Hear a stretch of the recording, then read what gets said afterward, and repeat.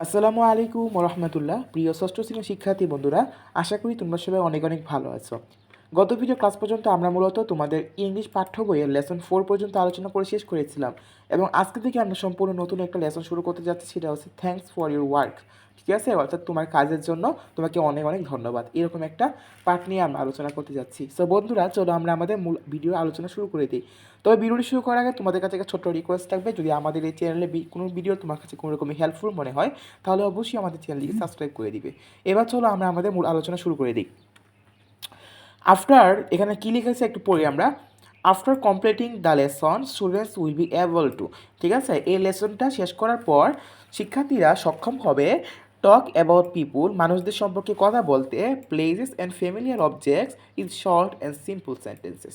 অর্থাৎ তারা মানুষের সাথে কথা বলতে পারবে এবং মানুষ সম্পর্কে কথা বলতে পারবে, জায়গা সম্পর্কে কথা বলতে পারবে, এবং বিখ্যাত বিষয় সম্পর্কে তারা খুব সংক্ষিপ্তভাবে এবং সহজসাধ্যভাবে তারা বাক্য তৈরি করে কথা বলতে পারবে।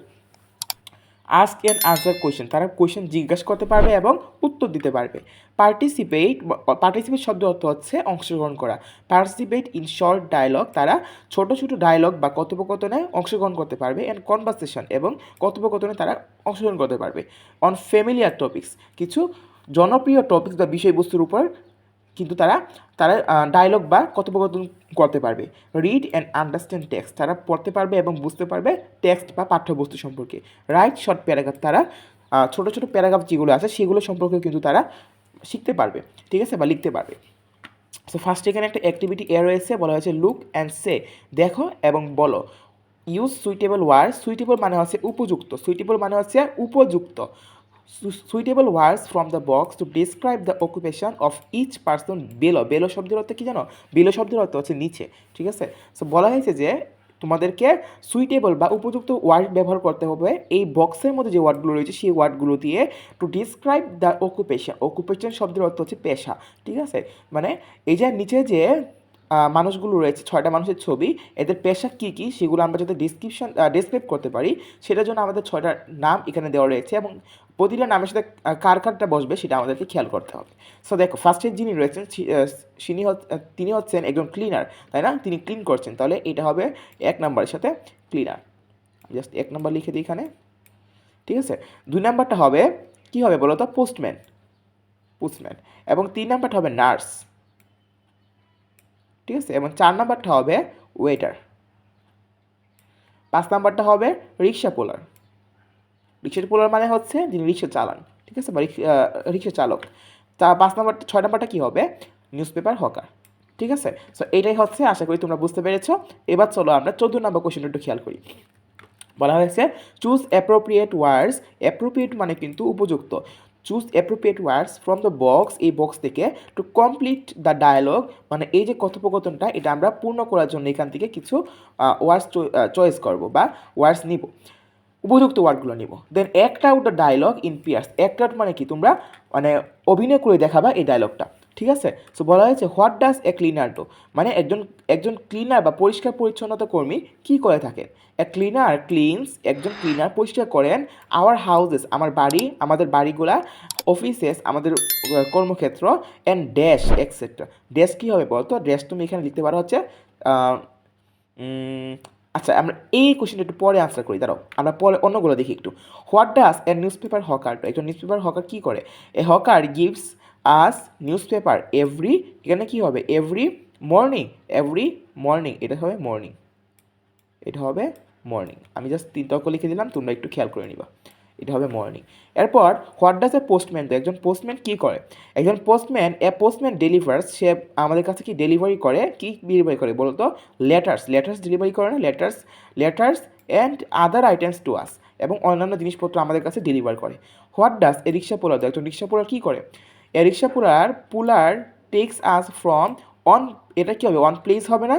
অন প্লেস টু অ্যানাদার, এটা হবে অন প্লেস টু অ্যানাদার, ঠিক আছে। What does a waiter do, a waiter serves food at the, কী হবে? At the restaurant. রেস্টুরেন্ট বানানটা তোমরা কিন্তু ভালো করে শিখে নিবে, এটা কিন্তু অনেক বেশি ইম্পর্টেন্ট। অনেক সময় এই বানানটা দিয়ে দেয় পরীক্ষার মধ্যে, রেস্টুরেন্ট, ঠিক আছে, রেস্টুরেন্ট। সো আমাদের বাকি রইল কোনটা? স্ট্রিটস। তাহলে এখানে হবে স্ট্রিটস, 1 নম্বরটা হবে স্ট্রিটস, ঠিক আছে। আশা করি তোমরা বুঝতে পেরেছো।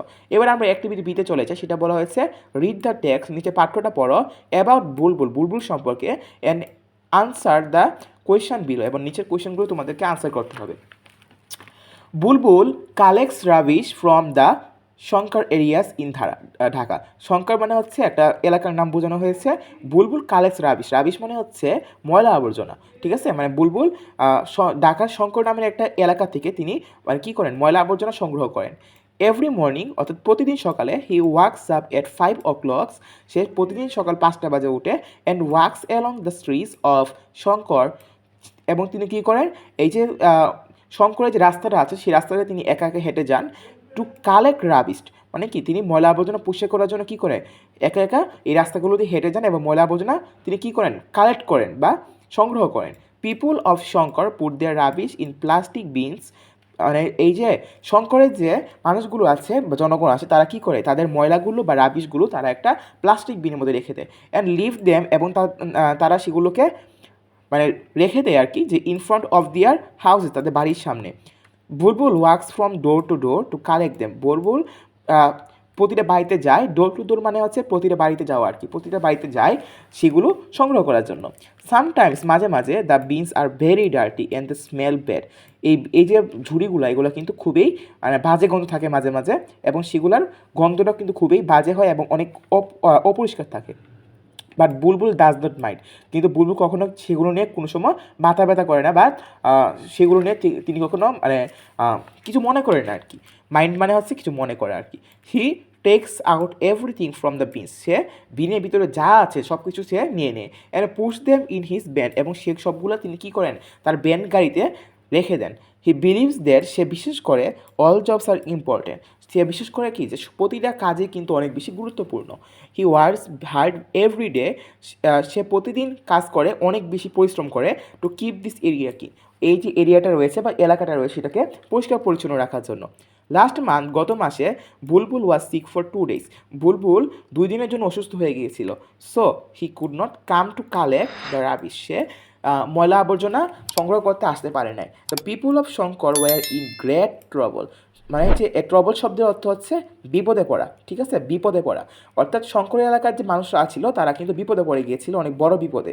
দে got piles of rubbish waiting in front of their houses, তাদের বাড়ির সামনে কিন্তু মানে যে ময়লা আবর্জনা কিন্তু একটা স্তূপ পড়ে গিয়েছিল।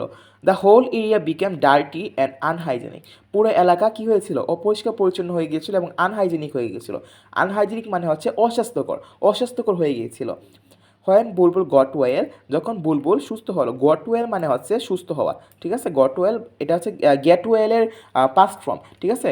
সো গেট ওয়েল শব্দের অর্থ হচ্ছে মূলত সুস্থ হয়ে ওঠা। He came back to Shankar, সে আবার শঙ্করে ফিরে এসেছিল। He collected everything from all the bins, সে আবার কী করলো, এই যে বিনগুলো ছিল বা জুড়িগুলো ছিল সবগুলো জুড়ি থেকে সে সব রকমের রাবিশ বা ময়লাগুলো সে কালেক্ট করেছিল। Bulbul does not want to fall sick again, সে আবার কিন্তু বুলবুল কিন্তু চায় না যে সে আবার অসুস্থ হয়ে পড়ুক। হি রিয়েলাইজ, সে বুঝতে পারে, রিয়েলাইজ মানে হচ্ছে বুঝতে পারা, ঠিক আছে। He realizes if he stops working even for a few days, সে যদি কিছুদিনের জন্য কাজ বন্ধ রাখে, দ্য হোল এরিয়াটা will turn into a big dustbin, ঠিক আছে। অর্থাৎ পুরো এলাকায় তখন কী হবে, একটা বড় ডাস্টবিনে পরিণত হয়ে যাবে। অর্থাৎ তারা ময়লা আবর্জনা মানে একটা ময়লা আবর্জনা, একটা অপরিষ্কার এবং অপরিচ্ছন্ন পরিবেশ সেখানে বিরাজ করবে, তাই না? সো আজকের ভিডিও আমরা এখানে শেষ করবো, দেখা হবে নেক্সট ভিডিওতে। ততক্ষণ সবাই ভালো থাকবা, সুস্থ থাকবা, আল্লাহ।